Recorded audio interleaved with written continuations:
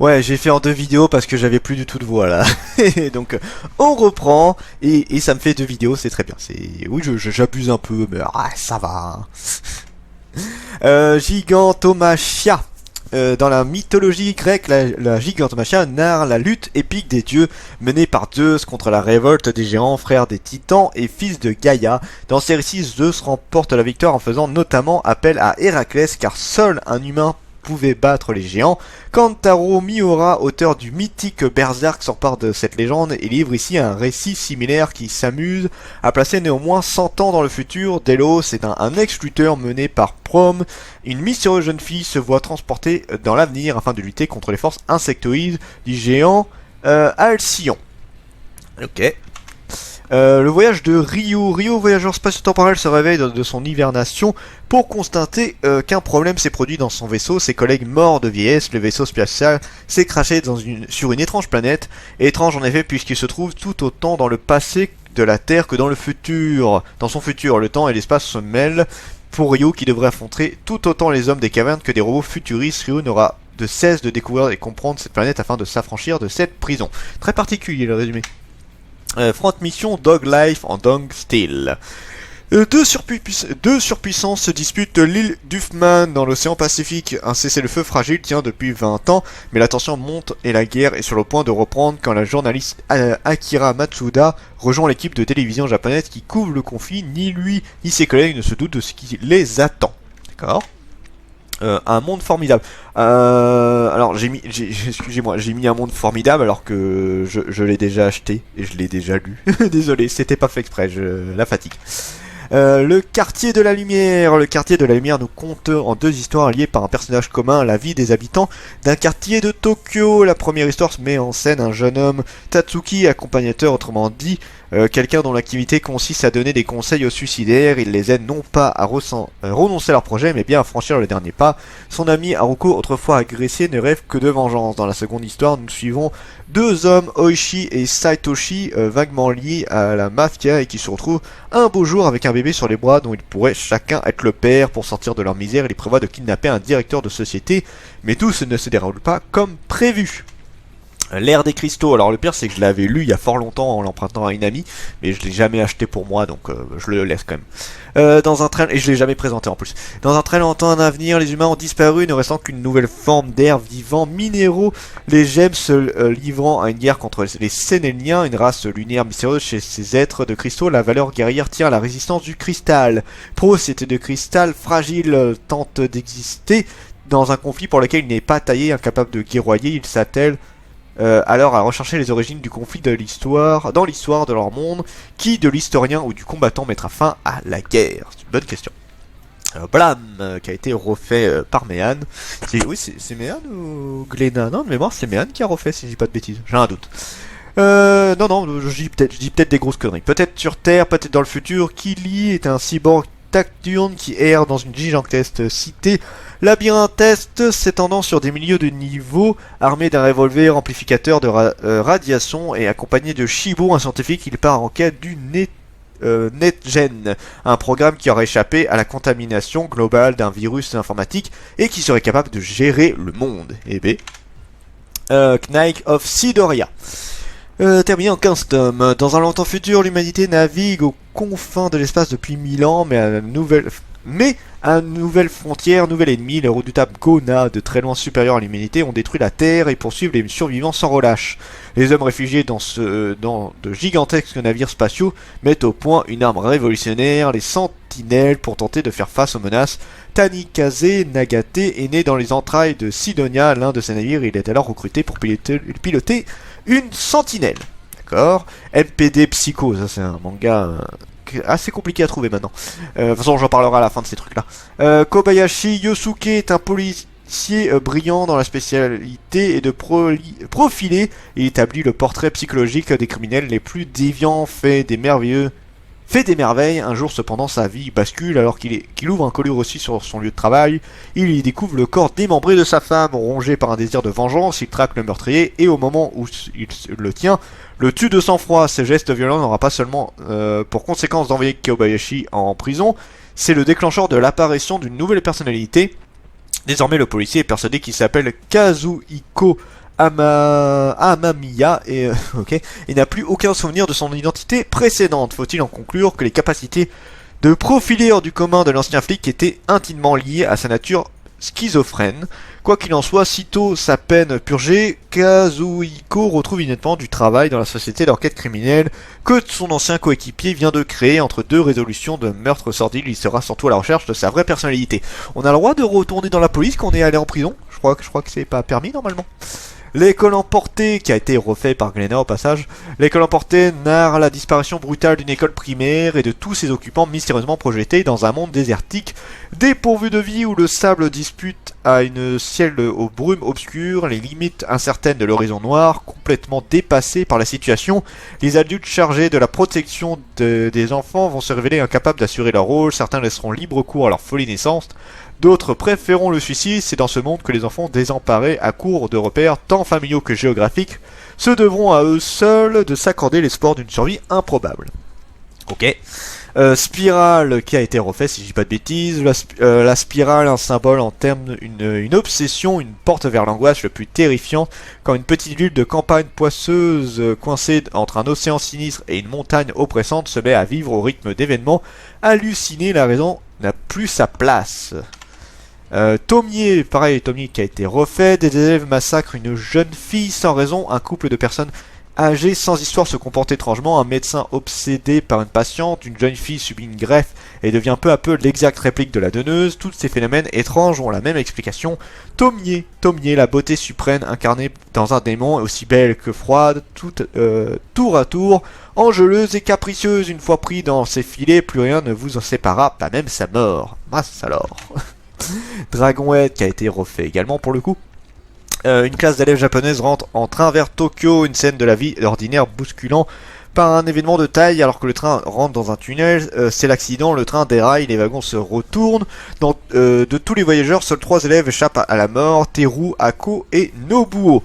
Dans l'obscurité d'un tunnel qui semble sans issue et alors que les radios répètent inlassablement un message concernant un mystérieux état d'urgence, les ténèbres habité de cadavres pourrissants révèlent les peurs et définissent les caractères. La folie s'installe peu à peu dans l'esprit perturbé de Nobuo, tandis que Teru et Ako, plus pragmatiques, essaient de trouver une solution rationnelle pour s'en sortir. Mais une fois sortis du tunnel, quel monde les attend désormais à l'extérieur? Pas mal. Galaxy Express 999. Je sais même pas si je le trouverai celui-là, mais bon. Qui n'a pas rêvé d'être immortel? La jeune Tetsuro Ashino découvre que c'est possible en devenant un cyborg. Une mystérieuse jeune femme du nom de Maetel lui permet d'embarquer à bord du Galaxy Express et d'atteindre la planète Andromède où il pourra obtenir un corps robotisé. J'aimerais bien perso. Saint Seiya, mon dieu. Dans la mythologie grecque, de jeunes garçons protégeant la déesse Athéna appellent les chevaliers sacrés d'Athéna. On dit que leurs mains ils pourfendraient le ciel et de leurs pieds ils entrouvraient la terre. De nos jours, suivez les aventures de Seiya, Shun, Ikki, Yoga et Shiryu, les 5 fameux adolescents japonais devenus chevaliers d'Athéna afin de protéger la Terre des menaces qui pèsent sur elle.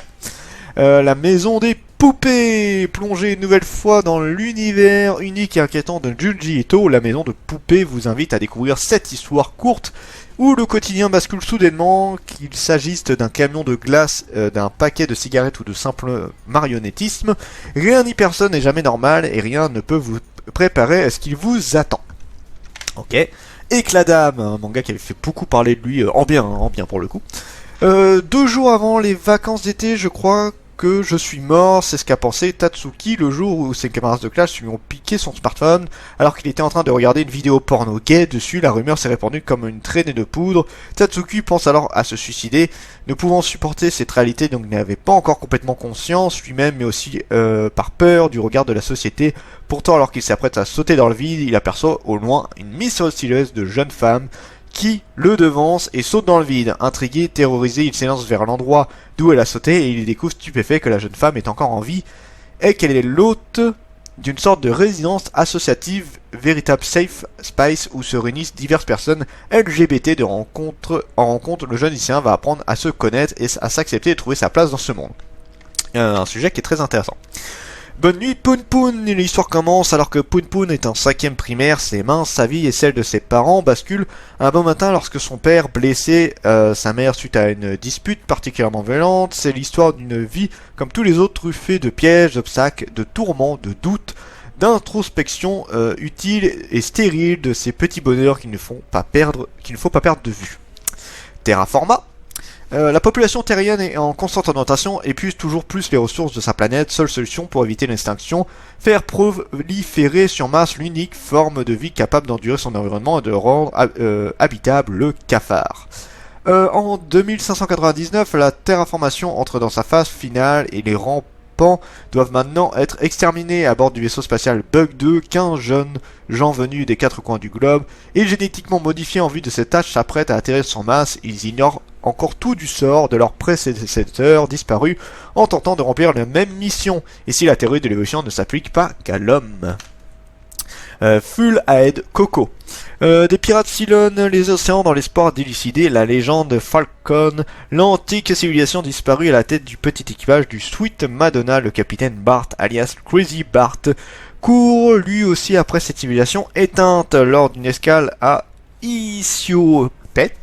Il recrute le jeune Coco, un orphelin de 8 ans qui irait devenir un grand pirate. Ensemble, ils braveront tous les dangers, monstres et ennemis, et résoudront une à une les énigmes qui leur barrent la route pour se rapprocher de l'ultime découverte. Bloody Cross. Alors attendez, j'avance un peu. Ah, je suis à la fin. Ouh, tant mieux. Mi-ange, mi-vampire, la belle Tsukimiya est une morte en sursis comme tous les sangs mêlés de son espèce. Elle le sait, la malédiction tatouée sur sa poitrine aura raison d'elle un jour ou l'autre. Pour survivre, il lui faut se procurer le grimoire des prophéties, un ouvrage au pouvoir immense, seul remède à la douleur qui la ronge. Le X est que Hinata, son seul allié dans cette quête, est aussi son pire ennemi. Sans lui, impossible de réussir, mais voilà, il souffre du même mal que la jeune femme. Or, nul ne sait si le grimoire peut sauver 2 vies à la fois, et ni Tsukimiya ni Hinata ne sont prêts à partager ce fabuleux pouvoir. Ok. Pandora Hertz. Oz Vesalios, 15 ans, est l'héritier d'un des 4 grands duchés du pays. Le jour de sa cérémonie de passage à l'âge adulte, des bourreaux masqués le précipitent dans un monde sombre et confus, l'abysse dans un crime dont il ignore tout. Dans cette prison à l'écart du temps, il rencontre Alice, une jeune fille au pouvoir mystérieux qui lui propose de nouer un pacte pour l'arracher de ce cauchemar, mais l'organisation secrète Pandora, qui a pour mission de lever le voile sur les mystères de l'abysse, attend son retour de pied ferme. Ok. Jojo Bizarre Aventure. Jonathan Joestar Jojo, fils d'un aristocrate anglais, s'oppose à son frère adoptif Diose, qui projette de s'emparer de son héritier. Un jour, Dio met un étrange masque aztèque qui le transporte en un monstre sanguinaire. D'accord. Un certain Magical Index. Thomas est victime d'une mauvaise blague jouée par le destin. Il dispose d'un don extraordinaire, celui d'annuler tout pouvoir surnaturel. Mais dans la cité d'académie, la ville fourmillante d'étudiants en sciences occultes où il vit, cette capacité pourtant incroyable ne lui attire aucune estime. Comble de l'ironie, à chaque fois qu'il utilise son pouvoir, une terrible malchance s'acharne sur lui. C'était peut-être cette malédiction qui lui fait croiser le chemin d'Index, une jeune nonne poursuivie par d'inquiétants magiciens. Étrange mélange de courage et de naïveté, Index a mémorisé 103 000 ouvrages de sorcellerie interdits pour le compte de l'église. Fragilisée sans le savoir par le secret qu'elle abrite, la jeune fille est sur le point de voir se refermer sur elle un piège mortel, science ou magie qui l'emportera. Et le dernier, Blue Exorcist. Adopté dès son plus jeune âge par un exorciste de renom, Rin apprend un jour qu'il est le fils du mal incarné. Quand son véritable père, Satan lui-même, apparaît pour l'emmener dans son monde, mais impossible pour le jeune homme d'oublier tout ce qui lui a été enseigné jusqu'ici. Confronté à un adversaire invincible qui a consumé le jeune homme, à l'avoir jamais aimé, Rin fait alors le choix de combattre aux côtés des exorcistes, quitte à libérer, en dégainant l'épée de son père, la puissance démoniaque qui sommeille en lui. Je n'en peux plus, je n'ai plus de voix. Donc voilà, je ne referai pas ça à chaque fois, je vous rassure, c'est juste que comme là ça fait au moins 2-3 ans que j'avais pas refait ce type de vidéo, il fallait bien que je refasse le résumé pour tout, on me l'avait demandé, j'ai 2-3 personnes qui me l'ont demandé, donc voilà, c'est chose faite. Je ne ferai les résumés que quand on me donnera des nouveaux titres. Donc là, la prochaine fois que je ferai ça, oui, j'ai fait un tirage au sort au pif, vous inquiétez pas, c'est pas celui-là qui a gagné. La prochaine fois qu'on me redonnera des titres, je ferai le résumé uniquement des nouveaux titres, rien d'autre. Donc voilà, c'était juste pour vous prévenir. Alors, Donc cette vidéo sert aussi à vous dire, si vous voulez me proposer des titres, ne vous gênez pas, ça peut être des titres récents, des titres anciens, tout ça. Je prends de tout, ça peut être de tous les genres, tout ce que vous voulez.